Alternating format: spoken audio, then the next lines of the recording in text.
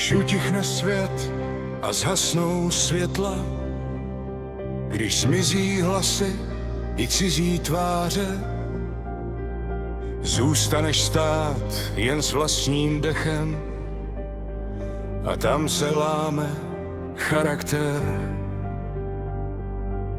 Samota není trest ani stín, není to pád do prázdna, je to prostor, kde muž pozná, kdo je bez diváků a jmen. Bez hluku, bez potlesku, bez potřeby být víc, jen ty a pravda, která se nedá vzít. Samota, tichá síla muže, samota, prostor růst, ne útěk, ne slabost, ale návrat ke svým kořenům. Samota, vnitřní komora, samota, pevný kruh, kdo obstojí sám před sebou, obstojí i před druhým mužem. V samotě padnou masky, v samotě zmizí role, tam se nehraje na výkon, tam stojíš nahý v kontrole.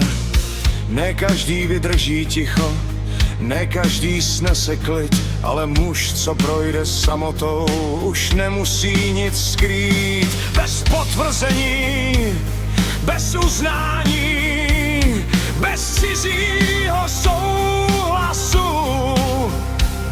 jen pevný krok a vlastní hlas v temném prostoru času. Samota, tichá síla muže, samota, hluboký dech, ne izolace, ne strach, ale stabilní vnitřní břeh. Samota, vědomé bytí, samota, klidný střed, kdo zná sebe v tichu, nestratí se před.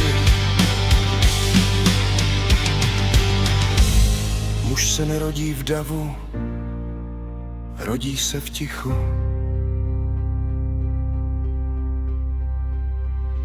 Tam, kde není únik, tam, kde je pravda,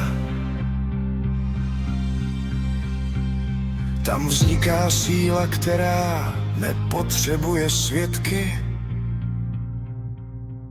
Samota.